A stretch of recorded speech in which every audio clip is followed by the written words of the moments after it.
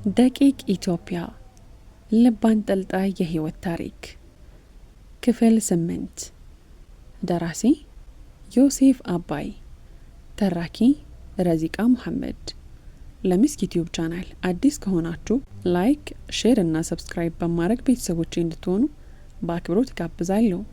ቪዲዮን ላይክ በማድረግ ጀምሩ። ተስፉ ከመሬቱ ጋር ወሬውን ቀጥሏል። ሊሆንም ላይሆንም ይችላል። እኔ ግን በገነትና ሲኦል ምርጫ አይደለም ህይወቴን የምመራው፣ በህሊና ፍርድ ነው። ለኔ ከህሊና ጸጸት አለንጋ በላይ ሲኦል፣ ጥሩ ነገር በማድረግ ከሚገኝ ደስታ በላይ ገነት የለም። ገነትና ሲኦል የለም ነው የምትለው ብሎ ድንጋጤ በወረሰው ድምጽ ጠየቀው። እርግጠኛ ሆኜ መናገር አልችልም አለው ጭንቅላቱን ግራ በመጋባት እያወዛወዘ። እንግዲያውስ እኔ ላረጋግጥልህ። አሁንም የመጽሐፍ ቅዱስ ጥቅስን አስከትሎ ገለጸለት። ተስፉም ቀጥሏል። እኔ ደግሞ ዓለማዊ ምሳሌ ልስጥህ። ክሪስቶፈር ሂስችንስ የሚባል ጸሐፊ የሰው ልጅ የነጻነት ፍርሃት አለበት ብሏል።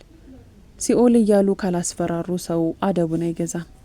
የመገዛት ምኞት ምን ማድረግ እንዳለበት እንዲነገረው የመወደድ አባዜ የሰው ልጅ የተጠናወተው ፍጡር ነው። ሰዎች በተፈጥሯቸው ካለ ቁጥጥር መኖር አይችሉም። የሃይማኖት መፈጠር ሚስጥሩም ይሄ ይመስለኛል። ለገነት ብዬ አላምንም፣ አልጾምም፣ አልመጸውትም።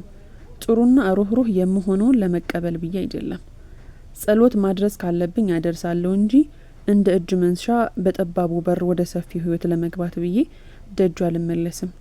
ጉቦ የመስጠት ያህል የሚመስለኝ። ታዲያ ለምንድን ነው የተማር ነው የተራቀቀውም የሚጾመው ብሎ ጠየቀው።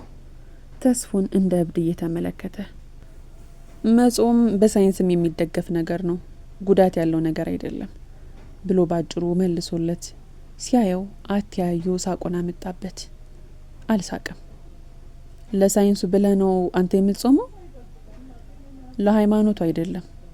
ራስን ከምግብ ማራቅ ወደ ውስጥ ይበልጥ እንድትመለከት ያግዛሃል።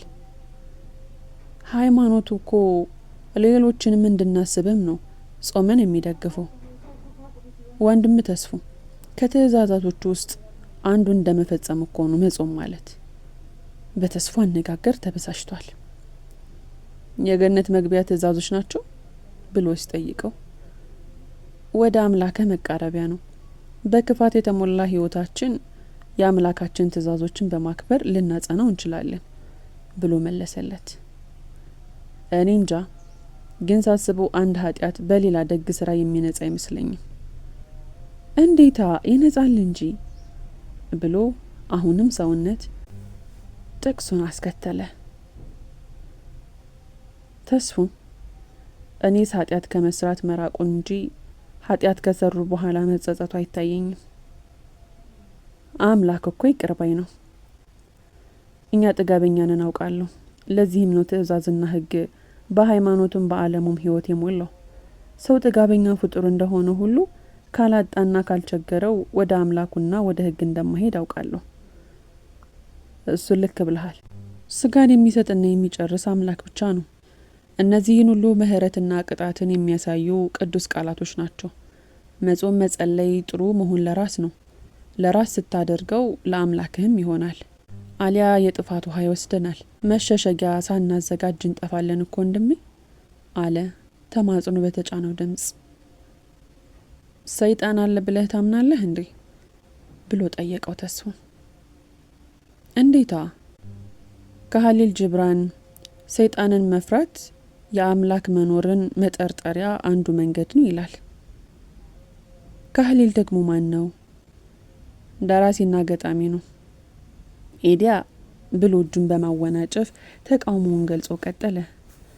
ገጣሚና ደራሲ ደግሞ ማን ሆኖ ነው ስለ አምላክ ሰይጣን መኖር መስካሪ ያደረገው?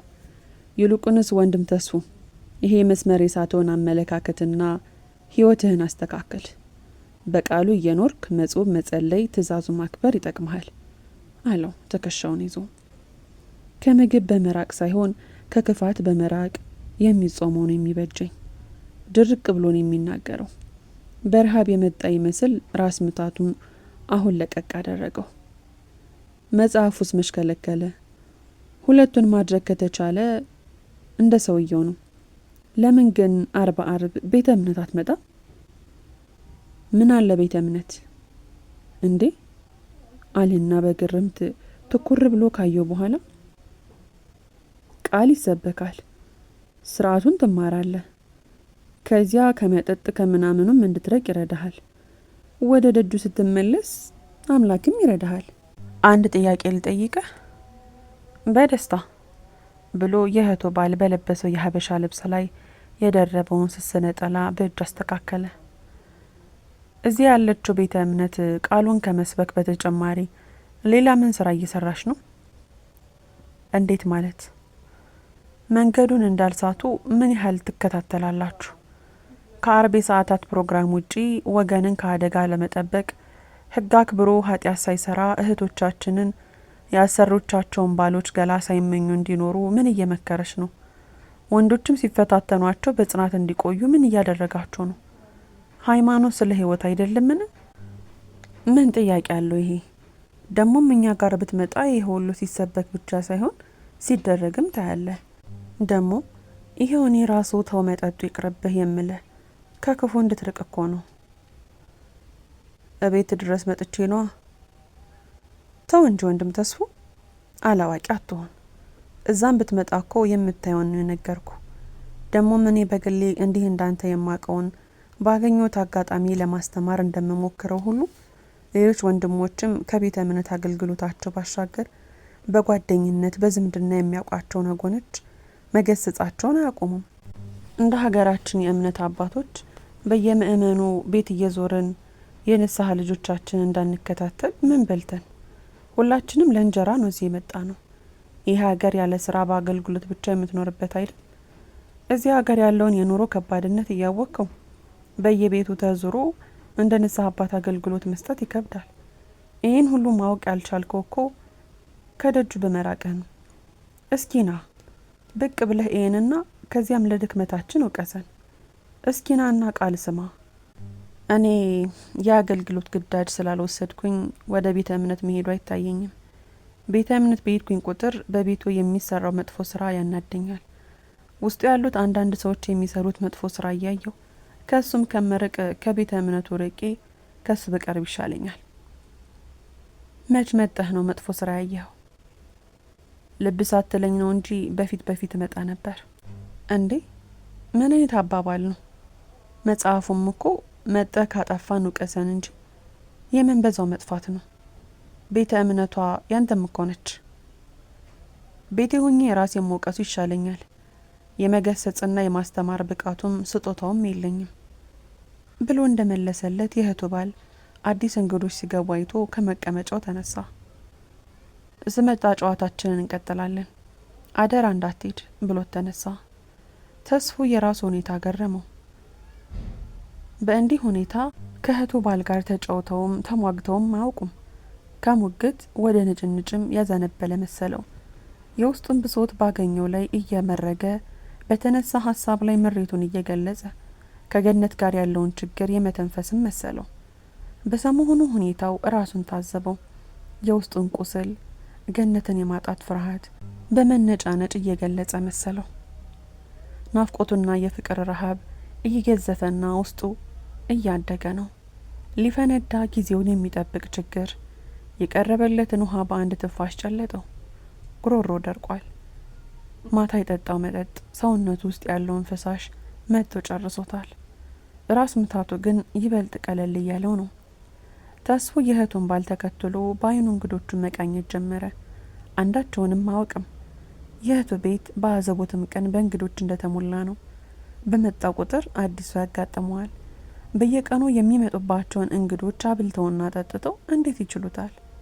እንግዳ ነጥፎበት የማያውቅ ቤት አለ ለራሱ። አይኑን ወደ ክብሩም ሲወረውር ቦታ ቀይሮ አጠገቡ ከተቀመጠ በአጭር ጊዜ ውስጥ ወንድሙ በዱባይ ውስጥ ዝነኛ ሆኗል። ተግባቢነቱ ከሰዎች ጋር ቶሎ እንዲላመድ ረድቶታል። ከቤተሰቡ ጋር ዝግ፣ ከሌላው ጋር ደግሞ ቶሎ ተግባቢ ነው። ክብሩም ከተስፉ ኋላ መጥቶ ከተማዋን ሊቆጣጠር ምንም አልቀረውም። ተስፉን ሰዎች የሚያውቁት በክብሩምና በዳንኤል ጓደኝነቱ ነው። በቀላሉ መቀላቀል ተፈጥሮ አይደለም። አጠገቡ የተቀመጡት ሰዎች የሞቀ ወሬ ይዘዋል። የጆሮውን ትኩረት ወደ ሰዎቹ ጨዋታ አደረገ። ትላንት ዱባይ ላይ ስለተፈጠረ ነገር ነው የሚያወሩት። ይበልጥ ለማዳመጥ ሰውነቱን ዘንበል አደረገ። አይኑን ወዲያ ወዲህ ሲያንከራትት ዳንኤል ቤቱን እየቃኘ መቀመጫ ሲፈልግ ተያዩ። እጁን ከፍ አደረገለት። እዚህ ና በሚል ሁኔታ። ዳንኤል እንደ ሁሌው ነቃ ብሏል። ተኝቶ ያደረ እንጂ ሲጠጣ የነጋበት አይመስልም። ግራና ቀኝ እየተመለከተ በጥቅሻና በፈገግታ ከእንግዶቹ ጋር ሰላምታ ይለዋወጣል። ተስፎ አጠገቡ ያሉት እንግዶቹ የሚያወሩት ወሬ ጆሮ ላይ እንደተከለ ነው። የሰው ሚስጥር መስማት ምን ያደርግልሃል? አለው ዳንኤል ትኩረቱ የት እንደሆነ ተገንዝቦ። ከአሰሮቻቸው ስለጠፉ ኢትዮጵያኖች እያወሩ ነው አለው እንዳይሰሙት ድምጹን ቀንሶ። ትናንት ስለተያዙት ነው? ደንግጦ በምን አወክ ሲለው ለወሬ ትንሽ ጥረት ነው የሚያስፈልገው እኮ። ገና መንገቱ አይደል እንዴ? ለወሬ ማታና ቀን የለውም ባክ። አንተ እኮ በዙሪያ ስላሉት የማታቀው እንደ መናኛ በርህን ዘግተህ ስለምትኖር ነው። መረጃ ኃይል ነው ይሉ የለ ወሬኞቹ። መረጃና ወሬ ምን አገናኘው? ያው ነው የቃላት ብሎክ ተደራረበበት እንጂ እንደ ቀላጯ በየቤቱ የምትዞረው ለወሬ ለቀማ ነዋ። ኢንትሮቨርት ስላልሆንኩ ነው። ጉረኛ ራስን ኤክስትሮቨርት ማድረግህ ነው። አልወጣኝም፣ ግን ቢያንስ በአካባቢ ግድ አለኝ።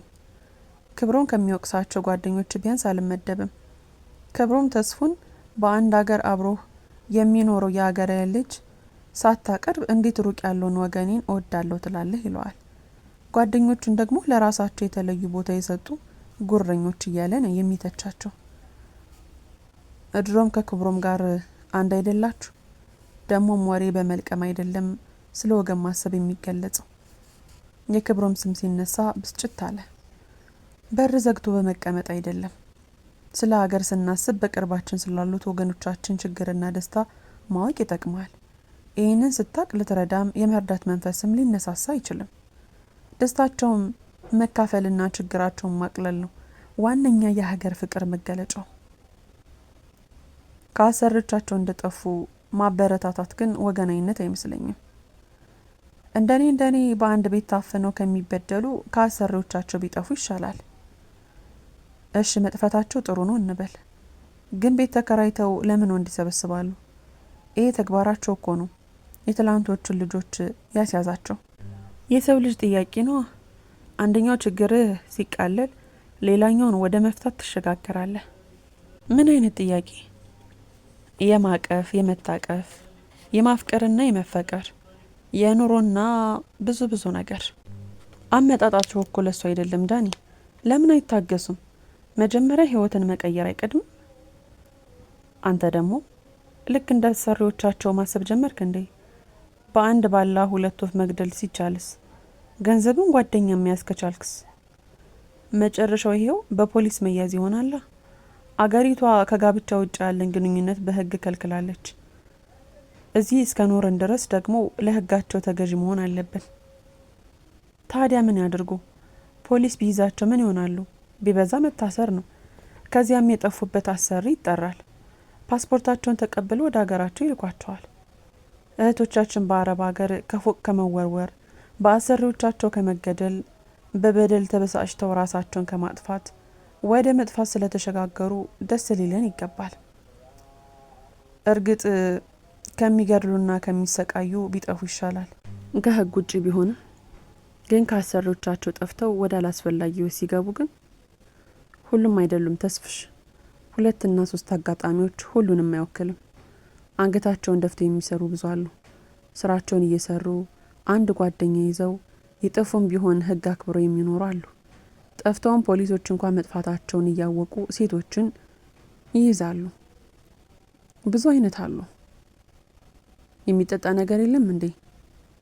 ገና ከመግባቴ በወሬ ያስገኝኩ አለው ተስፉን። እንደማየው ሁሉም ለስላሳ ወይም ውሃ ነው የሚጠጣ። የለም ማለት ነው። ታዲያ ለምን ጠሩኝ? አውደ ዓመት በለስላሳ ትናንት ጠጣህ አይደል?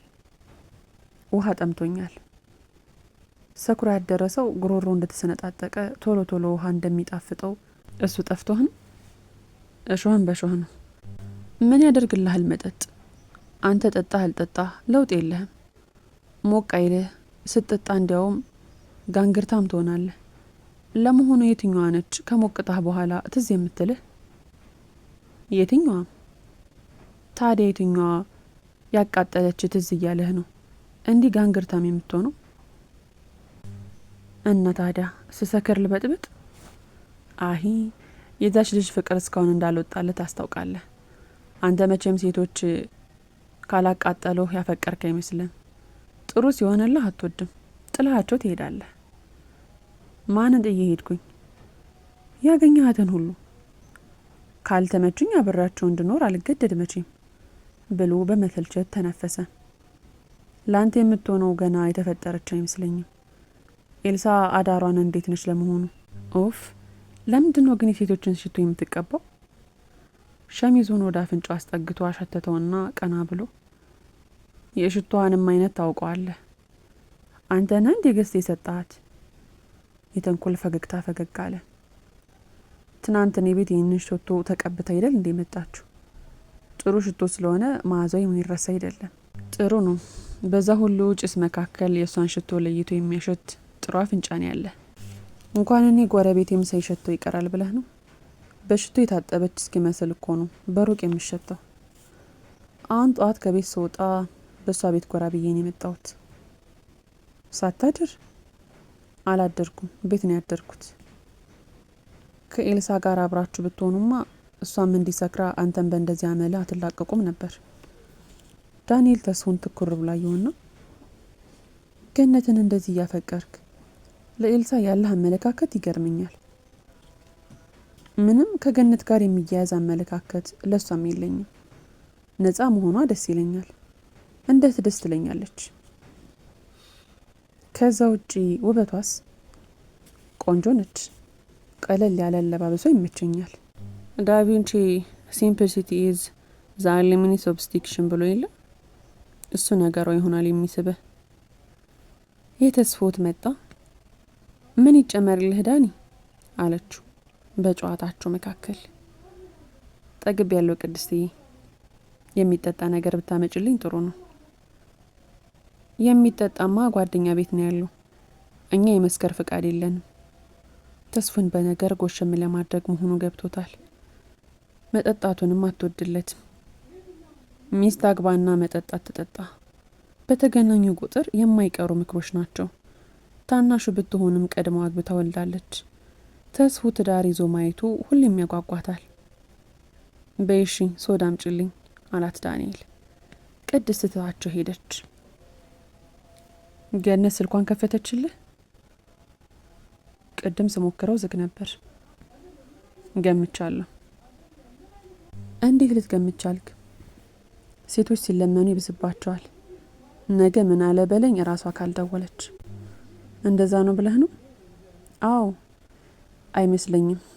አሁን ሳታመራ አትቀርም። ዳንኤል መልስ አልሰጠውም። ጸጥ ተባባሉ። ተስፉ በንዴት መንፈስ በረጅሙ ተነፈሰ። ትላንት አጠገብህ መጣ የተቀመጠችው ልጅ ቀሽት የሆነች ልጅ ነች። ሶሊያና ነው ስሟ። ጨዋታ የምታቅጠው ልጅ ናት። እንዲያውም እሷን ብትጠብስ የምትስማሙ ይመስለኛል። ገርሞት እንዴት እንዲህ ልትል ቻልክ አለው። አንደኛ እንዳንተ እንዳሻት መሆን የምትችል ልጅ ናት።